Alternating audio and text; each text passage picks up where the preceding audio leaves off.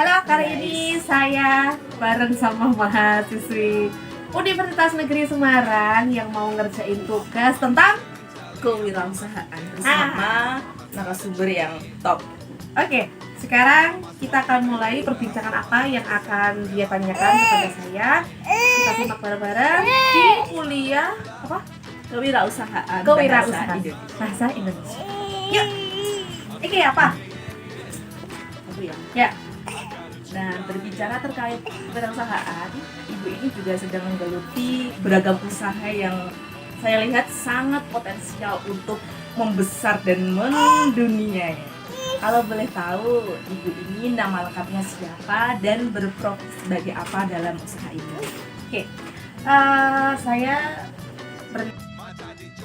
bernama Diana dan di sini saya memiliki usaha tentang industri kreatif, dan industri kreatif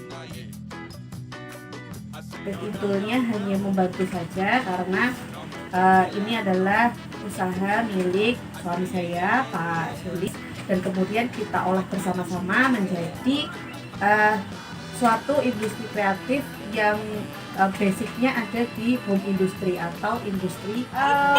Usaha ini berarti masuk tahun ke-6 ya, tahun ke-6, jadi sudah mulai bekerja sendiri, tetapi dari mulai individu sekarang sudah berubah menjadi tim.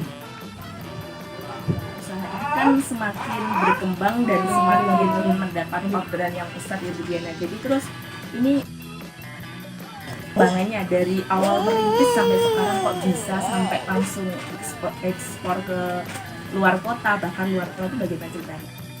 Jadi awalnya memang door to door, sama seperti pebisnis pemula. Jadi mainnya door to door, kita masuk dari toko satu ke toko yang lain, masuk dari industri satu ke industri yang lain untuk mencari customer. Tapi kalau terus di tahun kedua kita pakainya online, lebih ke marketplace dan sosial media. Itu yang membuat kami rada punya pola dari customer. Oh, ternyata polanya seperti ini, dan setelah tahun ketiga, kalau teman-teman bisnis tahun ketiga itu sudah ada polanya. Oh, ternyata jalan saya seperti ini, produk yang disukai seperti ini, yang tidak disukai seperti ini. Kalau sudah ketemu polanya, pola pembelinya, pola idenya, jadi koleksinya itu bisa klop, itu nanti bisa jalan sendiri bisnisnya. Jadi kenapa ini bisa berkembang ya, karena kolaborasi antara pencipta ide kami dan customer. Jadi kita jalan sendiri. Jadi berkembang dari mulai kecil sampai sekarang besar ya dari natural aja. Jadi jodoh.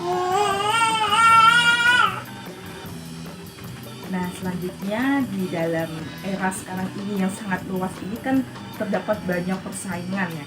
Nah, itu adakah hal yang menjadi ancaman atas usaha yang telah dirintis saat ini? Kalau menjadi ancaman tidak ada, karena kalau kami mainnya basicnya adalah online, jadi semuanya main di internet, itu tidak ada ancaman yang berarti karena ada pos-posnya sendiri. Bagaimana cara iklan di TikTok, cara iklan di Instagram, YouTube, kemudian Google dan lain-lain itu berbeda. Jadi tidak ada ancaman yang pasti kalau kita lihatnya dari sesama pebisnis lokal. Ya, jadi kan jarang ini, biasanya paling banyak itu ada di Jogja, ada di Bandung, tapi tidak jadi persaingan yang pasti karena sekali lagi ini adalah industri kreatif, kerajinan, mainnya tangan, jadi tidak ada persaingan yang ya. Tapi ketika dari industri luar masuk, kemudian dia mengeluarkan softbox, mengeluarkan hardbox dengan harga yang sangat rendah dengan di Indonesia hampir harganya bisa separuh dari harga produksi yang ada di Indonesia, itu yang menjadi ancaman. Karena sekarang ekspor impor itu mainnya bebas, Menteri Perdagangan dan UMKM juga sudah membebaskan pengrajin lokal. Jadi tidak hanya kami, tetapi beberapa industri lainnya juga terkena. Jadi dari Cina, dari Taiwan, kemudian dari Filipina itu sudah mulai masuk. Kalau dari Cina, kalau teman-teman bisa lihat di Alibaba itu sudah mulai masuk. Kemudian dia masuk di Shopee, marketplace itu yang jadi ancaman sebetulnya itu. Bagaimana cara memanage karyawan tersebut? Jadi kalau era sekarang, eranya generasi milenial super Z ya.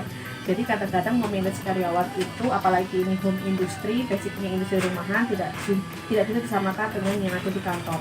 Jadi dia punya jam tertentu, kemudian kita punya kewajiban, hak dan kewajiban yang tertulis, kita diikuti karena berkaitan dengan pemerintah dan lain-lain. Kalau di home industry itu enggak ada, jadi lebih fleksibel, kita lebih ke rasa kekeluargaan. Jadi senyamannya kamu mau ngapain, mau pulang jam berapa, atau mau datang jam berapa, mau liburnya kapan, mau lemburnya kapan, it's okay. Kami sebagai owner mengikuti mereka. Yang penting timnya bisa tanggung jawab, selesai di deadline.